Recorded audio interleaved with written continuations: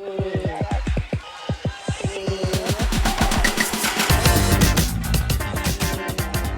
welcome to another edition of BJB Today. I'm Tim Kruger along with Mike Rochon. How you doing, Mike?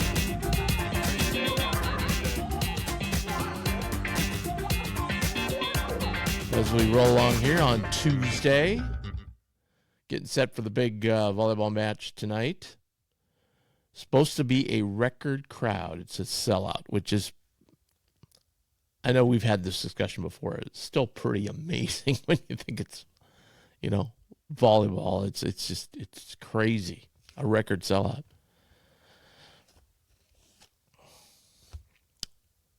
Yeah, very cool. I mean, I think, volleyball has caught fire in Nebraska, so it's cool to see. Yeah, crazy. All right, I want to thank our sponsor, Infusion Brewing Company. Check them out at infusionbrewing.com. They've got all their fall beers out. They've got all the vanilla blondes, the pumpkin beers, and obviously I've talked about the dill pickle beer. Great beer to add to your Bloody Marys as you drink them in the fall here during football season. So check them out, infusionbrewing.com. Let's start off with volleyball. So big match tonight. It's on FS1. I think it's 6:30. I misspoke on the time last weekend, so it was 8. I swear to God I saw 8:30 somewhere, but it's at 8 o'clock. But tonight it's at 6:30. Creighton, Nebraska. Let me make sure that time of that game, the match. I'm pretty sure it's 8:30.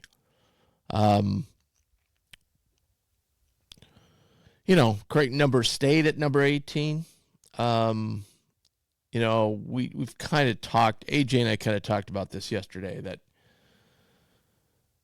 they're number 18. I guess maybe that's about right. They're 5-4.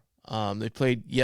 Oh no, that's a bad sign that your flag. That is a bad sign. It's a horrible sign that your flag came down. Everybody's beginning to talk about it. It's pretty strange, Mike. Pretty strange that happened. We talked a little bit about the,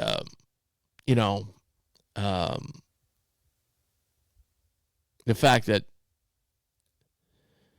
Creighton hasn't beaten any of the big teams they played this year, the highly ranked teams, and Kansas is the only one they beat, and they were like middling, like 15th or so. And even though some of the scores of some of the games were close, there were stretches in that match where the higher ranked team pretty much dominated the match in certain sections. And it did appear, at times that Creighton was a little bit overmatched. And we pointed out that the serving in clutch parts of the match, clutch parts of sets has been the big issue. And just that usually the other team, whoever they're playing, they had their star really take over. Right. And so maybe that's what Creighton needs to do tonight. It is 6:30. It's FS1. They're really asking people to get there early because there's a mess down there with traffic, which, again, to me is amazing. In a year's time, we can't figure that out. But it's a mess down there. So make sure and get there early and get your parking spot. Little controversy, as I was talking about earlier. John Walker, who's the beat writer for the Omaha World Herald, was talking to Coach Rosen. Coach Rosen apparently made a statement saying, we've had bigger matches. Now, I don't know what in context that was. But John's headline was Creighton volleyball downplaying number 1 Nebraska.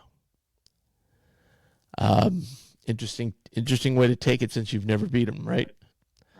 Right. But I guess if you go back in time, I guess. Now, first of all, Coach Rosen didn't say that was taken out of context. We're going to get that in a minute. But I guess you go back to basketball, back when Creighton was whomping. I think Doc Sadler kind of tried to downplay that a little bit. Or different Nebraska coaches, let's put it that way. Different Nebraska coaches have tried to downplay it.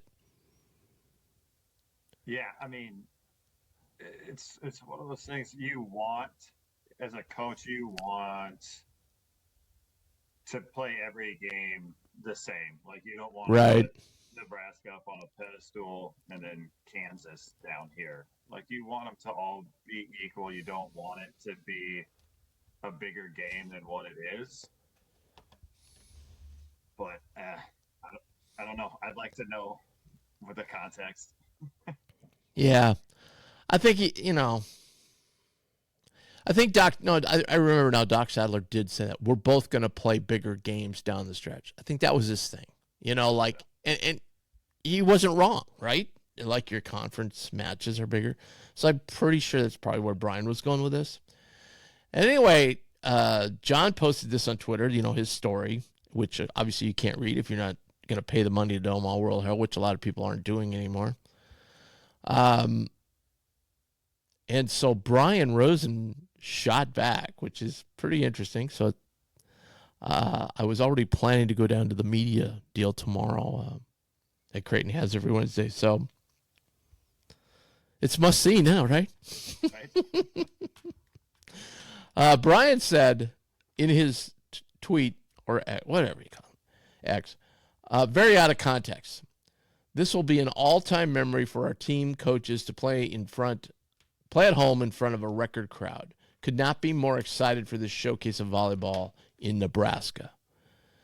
Definitely have not downplayed this opportunity or how lucky we are to be a part of it. That was his response. So, to be fair, if my memory serves me correct, John printed something like this with basketball one time too that was a little bit off, a little bit taken out of context. So anyway, I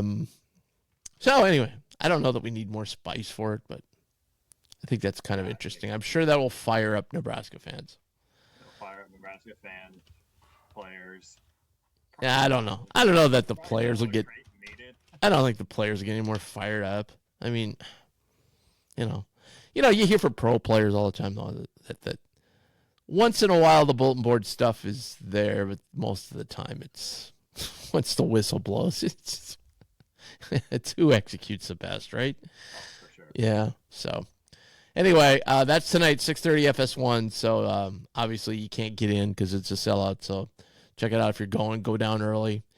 And let's be loud for the Blue Jays tonight, okay? Because we're always obviously way outmanned.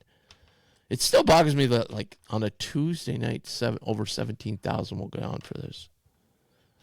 I guess part of it too is that it's hard to get into a Nebraska game because they're all sold out, and I think Devaney only seats like 8,000 or something. So. And the fact that Creighton has sold out a lot of their matches too, so it's hard to get in to watch a Creighton game. And I think it's just an event, so people want to go. But at any rate, 6:30 tonight. We'll have more discussion on this tomorrow. All right, we want to. I want to get Mike's. We want to go back and look at the. We want to go back and look at the schedule that came out this week. The non-conference schedule, and just kind of get Mike's thoughts on it. I'll pull it up here. So hope you can see that, everyone.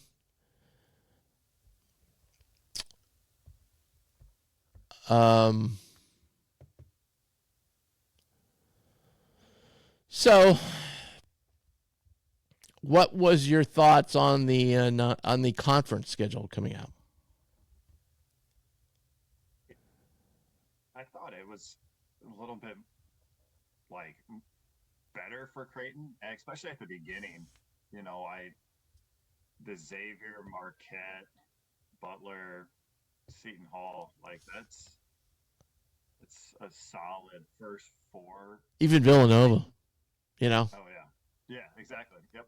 I mean, that's not a bad road trip, Seton Hall, Villanova. You don't have to travel very far, and they can stay out there. They're not in school, and they can get those two games out of the way, and those two teams aren't expected to challenge for the conference title. So it's an opportunity to go 2-0. You're right.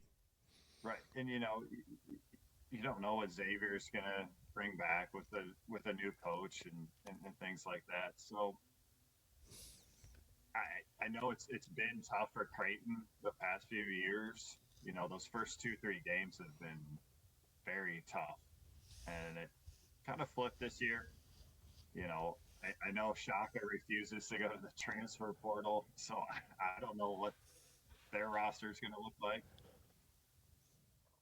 Yeah, he did have some good know, recruits coming in. Yeah. Yeah. The only bad thing is when you start off conference easier like that, that means, you know, later on might be a little bit more challenging. Yeah, I mean, that's too big. You got to go at least 1-1 there to start out, right? Sure. And I think the other thing that jumps out at you is the number of Saturday games we have. Now, you know, got to remember Peacock's in the loop this year, so we're going to be, I got a feeling we're going to be a Peacock a lot. Yeah. So you must as well get a subscription right now. I think hopefully a lot of those will be at night, though. But there again, once football's over and we get into the conference season, the fact that we are in the Central time zone, most everybody else is in Eastern, we have a chance to be on that national game. So I could foresee us having some 9 o'clock Saturday night games to fit into TV, to get another late slot in there.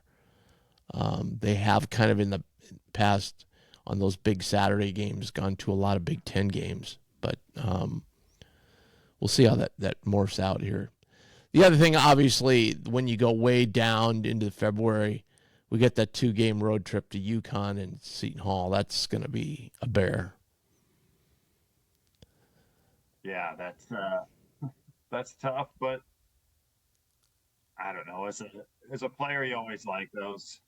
You know, you like those big games, and they'll be ready to go. You figure hopefully by that time we have the rosters figured out, playing time, you know, things like that, and we're rolling into the postseason. Right. The other oddity we pointed out was that we close out the season on a Wednesday this year. Since we have an odd amount of teams in the Big East, somebody can't plan that last Saturday. So we're going to have a full week off before we go to the Big East tournament. I don't know if that's good or bad. Probably good, I guess. Get a little rest. I said this the other day. Personally, it's going to be exciting for me because now the window to go to St. Louis to watch the Missouri Valley Conference tournament has opened up. So, yeah. Go watch Coach Miller. Yeah, that'd be a lot of fun. But yeah, I mean, I came up just going through this, Mike. What would you say? I came up with like best case scenario, maybe 15-5. Worst case scenario being more like 12-8. What do you think? Yeah, I agree with that. You know, like you said, that at Connecticut, at St. John's, and that's just going to be tough. You hate to think about 2 losses back to back like that, but man, that's going to be really tough. And we never play well at Butler and at Providence. So, you know, it's one of those things. I think we talk about this every year. You have to protect your home court, right? And you know, you got to win those home games and then go on the road and steal a few. Yeah, I think, and you always lose at least one at home somewhere along the way, right? Yep. So you got to play that into the factor. Let's just say you lose that road trip to UConn and St. John's. So then that, you know, you could lose, you know, like you said, you put up some good possibilities there. Providence, Butler, probably Marquette would be the 3. So let's say you win one of those. There's your 2 losses, your 2 in the road trip and 1 at home, and that's 5. And that would be great. I mean, 5 probably really good shot at winning the Big East title. For sure. So, you know, but we don't know. You know, we don't know about Xavier. We don't know really how good Marquette's going to be. Butler's the team that could be improved this year, along with DePaul again. But again, we saw last year, even though we thought DePaul was going to be improved, it's tough when you start out at the bottom trying to work your way up. And then we don't know about Georgetown either. Right. So there's a lot of teams we don't know about. So yeah, and then you got to factor in injuries. You got to factor in with this team and so many new components that the gelling process is going to start to snowball. When you get into that conference season. Right. So that's good. I do like the fact that it's pretty regular. Like we go Tuesday, Sunday, Wednesday, Saturday, Tuesday, Friday, Wednesday, and then we have a week off between Xavier at home and at Marquette. Yep. And then we go basically out till the end of the season. So we really, instead of having those long, I think one year we played like 3 games in like 2.5 weeks. This year, that's not going to happen. It's going to be pretty regular, Wednesday, Tuesday or Wednesday, and then Saturday. Also like the fact we don't have hardly any Sunday games. Right. Nebraska, of course, Nebraska. Nebraska and then Seton Hall on the 4th, which, it's just a bad. I mean, it's the last day of the NFL. It's like a bad. For viewership nationwide, Creighton Seton Hall is not going to draw a lot of eyeballs. No. So, but it's nice that we get a little break. Then we get that Christmas break of 8 days from Utah Tech to Butler. So Mac usually sends the kids home, hasn't come back like Christmas night, and then they get ready for Butler. So that'll be a nice break in there. That worked out well. Yeah, I think it's a real solid schedule. I think we certainly challenge ourselves in the non-conference. Yep. And by the way, yesterday it was, even though if you'd gone to BlueJayBanner.com, you knew this months in advance that St. Joe's was not going to be part of the Player Era Festival tournament in Vegas. They officially announced it yesterday. So, next year, I guess they're looking at 32 teams. Wow. So you would probably have 4 quads, 4 different champions. Yeah, so next year there's probably a pretty good chance you could run into somebody that's not going to be in the NCAA tournament, or at least be a very fringe NCAA tournament team. This year you look at it and it's pretty much everybody's going to be in the NCAA tournament. That's going to really hurt those other tournaments that are. Yeah, that's what I was thinking too. That was a discussion we had yesterday too about Maui used to be the powerhouse, right? And now next year Arizona's like the best team. Like they've got some middling, like low majors in there, not low majors of the high echelon teams. They're lower major because I'm thinking of Colorado State is in that tournament. I bet Colorado State never dreamed they'd get invited to Maui. No. Because it's usually San Diego State from that conference. And then, Balfour Atlantis used to be the big one. That's really gone downhill. That ESPN one used to be a big one down in Disney World. That used to be a big one. That's gone downhill. So, St. Thomas is pretty much gone the mid-major route now. That used to have, that one year we were there was North Carolina State, Ole Miss, Washington State. There was all high major teams in there, or power conference teams in there. Yeah. So those tournaments, that's kind of the sad part about it, I think. For sure. And it's, I don't know, is Phil Knight still planning to have his tournament every once in a while? If he does, then that takes another 16 teams, and it's starting to get watered down. But remember, we're only in it for one more year, guaranteed only in it for one more year. So, I mean, I can't imagine we wouldn't sign up for it. I mean, no. If they have that opportunity, especially if you're going to start getting up to that 32 team, you got to take it every time. Well, I think what it'll boil down to these other tournaments, if they want, they're going to have to step up their game and offer big purses for these teams to come. I still think Maui's, right up there. Again, the field isn't as strong as it usually is, but it's still a quality tournament. Still Maui. Yeah, still Maui. You still got people who want to go to the Bahamas. So, the ESPN one's been down for quite a few years. They pretty much tried to go with ACC, AAC, Conference USA team, keep it in that ESPN family. But all right, anything else that's on the schedule sticks out to you? No, I think you brought up a good point about the time off between Butler and the Big East tournament.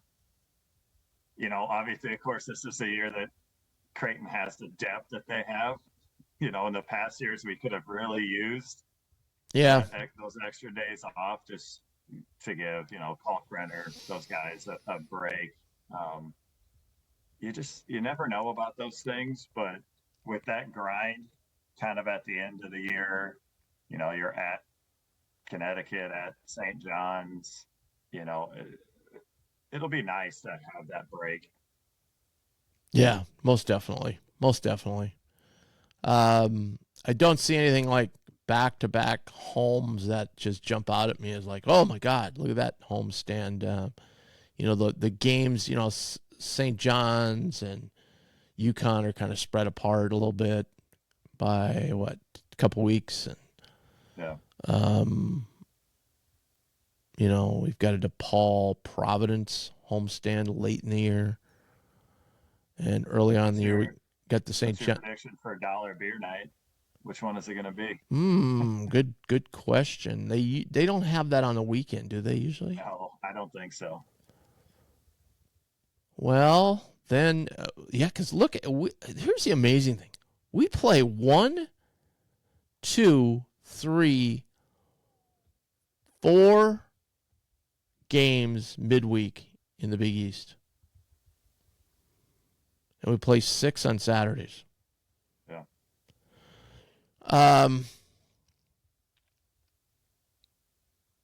I guess probably go to Xavier. Xavier, Georgetown would be the only two you could really go with. Yeah. Unless you did one later in the year in that Wednesday versus the fall. Yeah. And for all you people who think about things like this way in advance, yeah, we do have a game on Valentine's Day. It's always my wife's favorite thing when the schedule comes out. Hopefully that's that 9:00 game. Go have dinner beforehand on Saturday. She's got something she already has planned for us that I have to take care of. So I was initially going to get the tickets on Valentine's Day, but now I'm not going to. I'm safe. Sorry, they were sold out.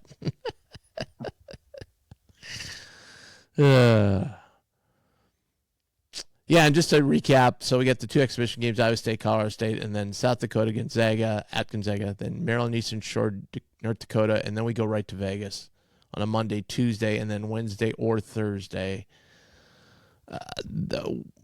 We kind of looked at the Vegas era thing, and there was 2 different. It looked like they kind of contradicted themselves, whether the championship game was on a Wednesday or on a Thursday. So I don't know.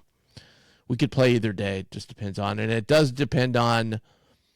You play there's 6 pods, so the teams with the greatest point differentials are going to be the teams that are 2-0 are going to play in the championship. So I'm guessing there will probably be at least 4 teams 2-0, and you'll have to, We've never played all that great in Vegas. We are this year. We had the Doug tournament where we beat Wisconsin and Arizona State, and then that was the only year I can think of we won 2 games. I could be wrong, but we looked awful against San Diego State one year and then came back and beat Texas Tech the next night. Marcus Zagorowski was awesome in that game. against Texas Tech. Yeah. Yeah. And then we, last year we lost 2 right off the get-go. Now, we were really banged up going into that game. Pop was hurt. Ashworth was out. Barely got by a not very good Notre Dame team. So, yeah, I guess a lot of these. I mean, we won the one in Cayman, we won the one in St. Thomas, but we didn't win the one in Kansas. We won the one in Kansas City one year, I think, but the second year we didn't win it. So we really haven't done great in these things. But I think, too, as a program, we've ratcheted up our scheduling so much that these games are not maybe the, get a little intimidated about. They've been really, we play so many good teams throughout the season that in the non-conference. So, All right. That's it for today's show. Tomorrow we will have Random J of the Week for those that participate. I get that there's people that aren't really into that type of thing, but I can't believe people, even if you don't like the game show type aspect of it, you have to enjoy the conversations we have after it's done about the player and about the era that those guys played. That's probably one of my most enjoyable parts. But by the way, so later on this week, too, speaking of players from the past, Justin Carter will join us here on Blue Jay Banter today and discuss his new role on the staff and just kind of recap. He really had a tremendous post-college career playing over in Europe. He was involved in a lot of things, so it'll be interesting to talk to Justin about that. Always been a friend of the show, and so excited to have him on. Okay, make sure to check. One of my all-time favorites, Justin Carter. Yeah. Man, he played hard. And just a great guy. Man, he's a great guy. Yeah. All right. Make sure and check out our sponsor, infusionbrewingcompany.com. If you're not, follow us on Twitter. Mike's holding up the sign. Holding up the flag, I should say. So go Jays tonight, 6:30. We'll discuss that again tomorrow as well as Random J. So we'll see you tomorrow. Go Jays.